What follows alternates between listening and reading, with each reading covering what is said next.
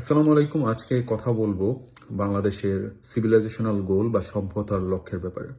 যে বিষয়টা আমি প্রচণ্ডভাবে ফিল করেছি সেটি হচ্ছে বাংলাদেশের যে প্রচলিত রাজনৈতিক দলগুলো রয়েছে তার কোনোটি বাংলাদেশের যে সভ্যতার লক্ষ্য বা সিভিলাইজেশনাল গোল তার ব্যাপারে কোনো সঠিক নির্দেশনা কখনো দিতে পারেনি। এ ব্যাপারে তাদের একটা বিশাল কনফিউশন রয়েছে। এই সিভিলাইজেশনাল গোল কি সেটা ব্যাখ্যা করার আগে আমি একটি কোশ্চেন করতে চাই, সেটি হচ্ছে যে আলাদা দেশ, বাঙালিদের একটা আলাদা দেশের প্রয়োজন কি কি ছিল। এখন অনেককেই যদি জিজ্ঞেস করা হয় তারা বলবে যে বাংলাদেশ যাতে একটা ডেভেলপড এন্টিটি হিসেবে, একটা আলাদা পলিটিক্যাল এবং ডেভেলপড পলিটিক্যাল এন্টিটি হিসেবে যাতে ইমার্জ করতে পারে, সেই জন্য হচ্ছে আমাদের এই রাষ্ট্রের প্রয়োজন ছিল। ডেভেলপড এন্টিটি বলতে আমরা কি বুঝেছি, যেখানে হচ্ছে গুড কানেক্টিভিটি থাকবে, মানে হচ্ছে রোডস, ভালো ভালো রোডস, রাস্তাঘাট থাকবে, কালভার্ট, ব্রিজ থাকবে, অথবা যেখানে এডুকেশন সিস্টেমটা উন্নত হবে, মানে হচ্ছে ভালো ইউনিভার্সিটি, স্কুল, কলেজ থাকবে, অথবা যে কৃষি ব্যবস্থা সেটা ডেভেলপড হবে, সেগুলো বোঝাচ্ছি আর কি। তো অফকোর্স এইগুলো হচ্ছে আমাদের সিভিলাইজেশনাল গোলের পার্ট। আমাদের যে বাংলাদেশি যে একটা সিভিলাইজেশন, সেই সিভিলাইজেশনটা যে তার সর্বোচ্চ রূপে দেখতে কিরকম হবে, সেই জন্য অবশ্যই এই যে বিষয়গুলো, যেমন রাস্তাঘাট বা ইউনিভার্সিটি বা কৃষি ব্যবস্থা, সব কিছুই কি সিভিলাইজেশনাল গোলের পার্ট। সো কিন্তু এই পার্টগুলো বাংলাদেশের সিভিলাইজেশনাল গোলের সম্পূর্ণতা দিতে পারে না।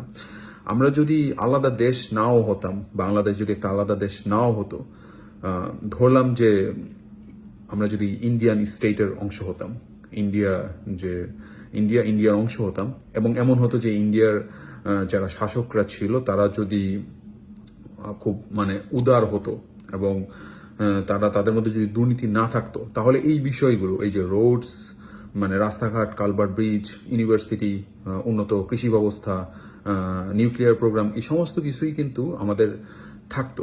এই সব কিছুই কিন্তু আমাদের এই থাকতো। এইগুলোর জন্য কিন্তু ইটস নট নেসেসারি যে বাংলাদেশ একটা আলাদা দেশ হওয়া প্রয়োজন। এইগুলো কিন্তু আইদার যদি পাকিস্তানের শাসকরাও ভালো হতো, তাহলে কিন্তু এগুলো ঠিকভাবেই হতো। এখানে এগুলোতে কিন্তু কোনো ধরনের বাধা সৃষ্টি করা হতো না, এই জিনিসগুলো ঠিকভাবেই হতো।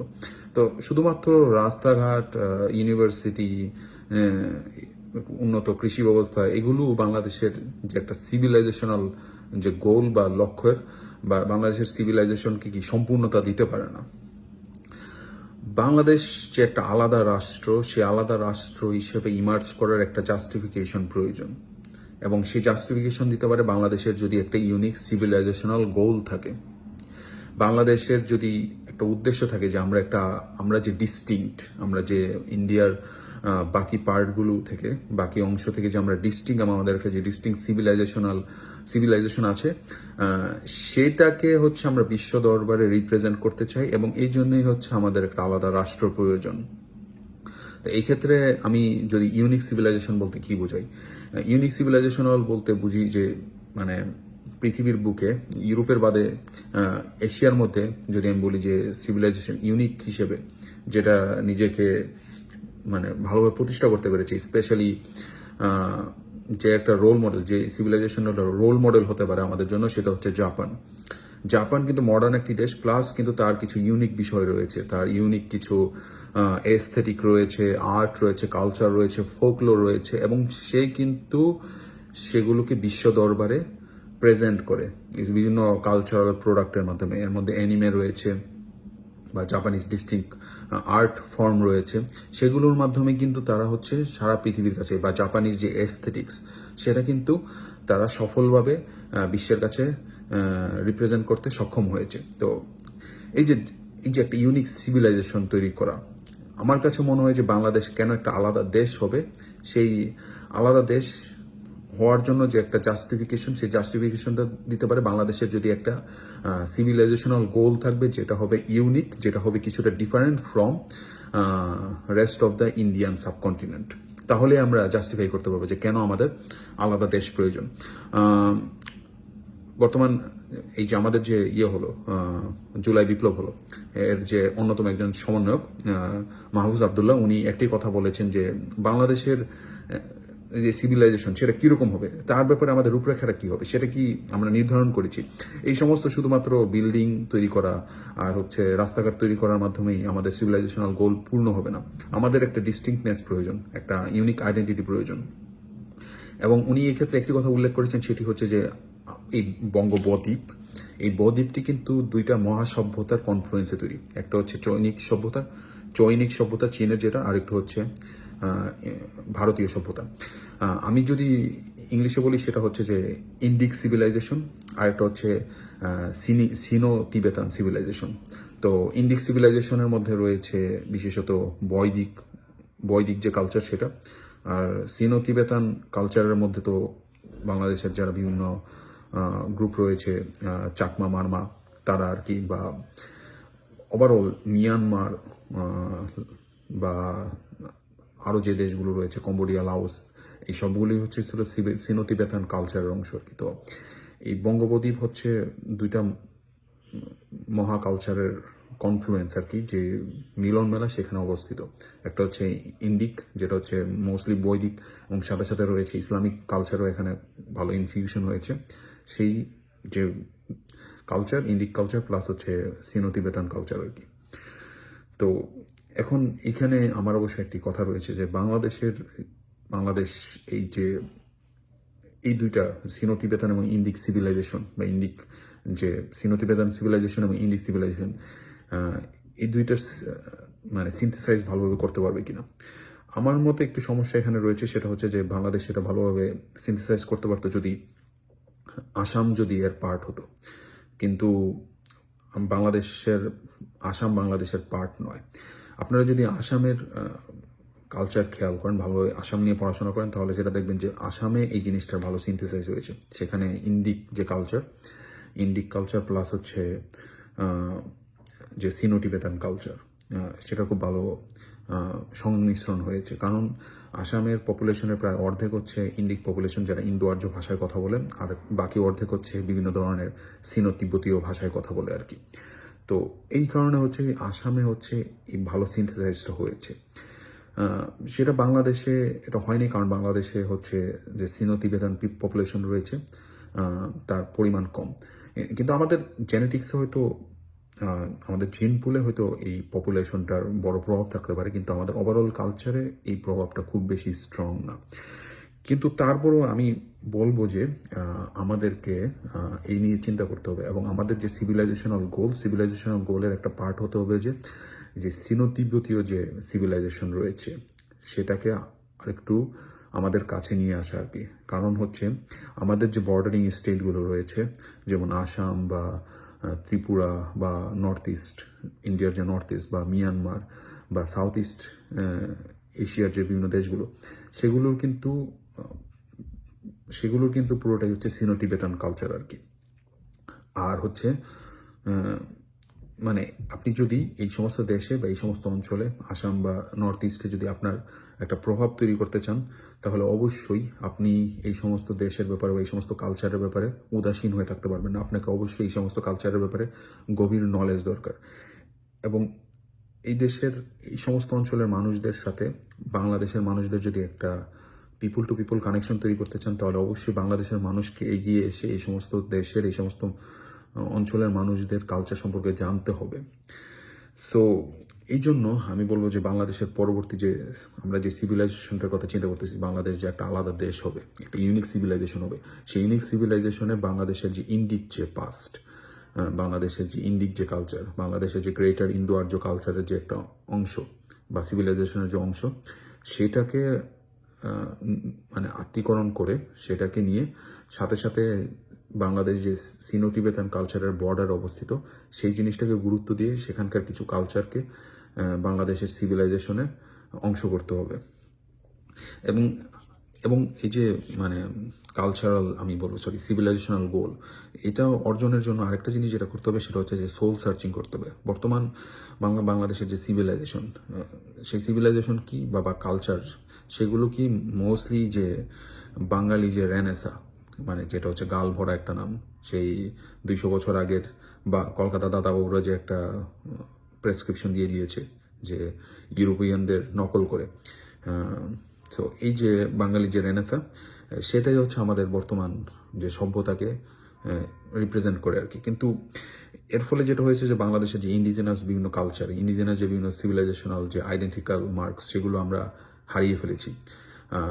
তো এই যে বিষয়গুলো বাংলাদেশের সোল সার্চিং করতে হবে। বাংলাদেশের যে আরও পাস্ট রয়েছে, যে সুলতানি আমলের যে পাস্ট বা সুলতানি আমলের আগে যে বিভিন্ন পাল সাম্রাজ্য বা বিভিন্ন যে পাস্ট রয়েছে, তো সেগুলোর যে বিভিন্ন যে কালচারাল যে আইডেন্টিটি বা আইডেন্টিক্যাল মার্কস যেগুলো রয়েছে, সেগুলোকে নতুন করে বের করে নিয়ে এসে সেগুলোকে আমাদের পরবর্তী যে সিভিলাইজেশনাল গোল, সেই সিভিলাইজেশনাল গোলের পার্ট বানাতে হবে। এখানে এই ক্ষেত্রে গুরুত্বপূর্ণ হতে পারে যে ধরেন যে সেই সময়ের যে বিভিন্ন ধরনের কালচারাল বিষয় ছিল, যেমন কবিগান কিন্তু হারিয়ে গেছে। তো এই কবিগানকে আমরা নতুন করে বের করে নিয়ে আসতে পারি।